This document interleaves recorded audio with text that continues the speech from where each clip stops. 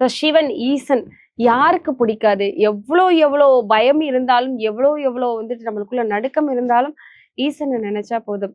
ஹரஹர மகாதேவ் அப்படின்னு சொன்னாலே போதும், நம்மளுக்கு ஒரு பவர் வரும். என்ன நடந்துற போகுது பார்த்துக்கலாம் அப்படிங்கிற ஒரு பவர் வரும். அவரை நினைச்ச உடனேயே தோணுல, ஈசன் அப்படின்னு நினைச்ச உடனேயே, சிவன் மகாதேவ் அப்படின்னு நினைச்ச உடனேயே நமக்குள்ள ஒரு விஷயம் தோணும். ஒரு பட்டுன்னு ஒரு ஒரு வார்த்தை சொல்லுவோம். இப்ப நிறைய பேர் என்ன சொல்லுவாங்க, ஈஸ்வரா அப்படின்னு தான் எந்திரிப்பாங்க. உட்காரும் போது பார்த்தா என்ன படைச்ச சிவனே அப்படின்னு, நான் அமைதியா இருந்தேன் அப்படின்னு சொல்றதுக்கு நான் பாட்டுக்கு சிவனேன்னு இருந்தேன் அப்படிங்கிற ஒரு வார்த்தை தான் சொல்லுவாங்க. ஈசனை நினைச்சோன்னா உங்களுக்கு மனசுல தோன்ற ஒரு பாட்டு, சிவன் பாட்டு பாடு அப்படின்னு சொன்னாலே நாங்க இந்த பாட்டு தான் பாடுவோம் அப்படின்னா நீங்க என்ன பாடல் பாடுவீங்க?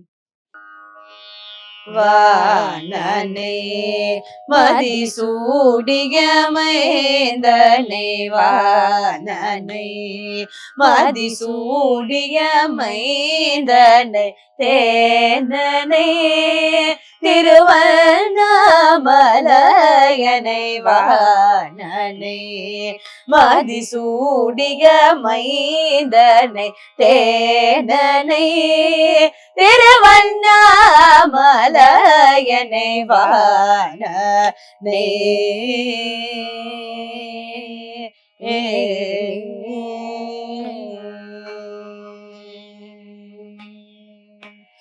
ஏனனை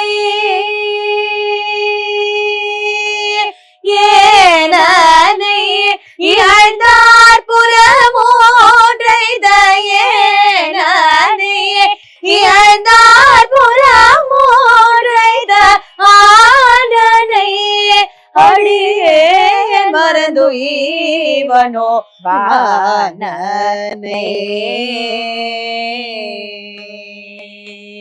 ஸோ பாடல் கேட்கும் போதே வந்துட்டு ஒரு மாதிரி எங்கேயோ ஏதோ ஒரு இடத்துக்கு சொர்க்கத்துக்கு அப்படியே மிதந்து போற மாதிரி இருந்தது.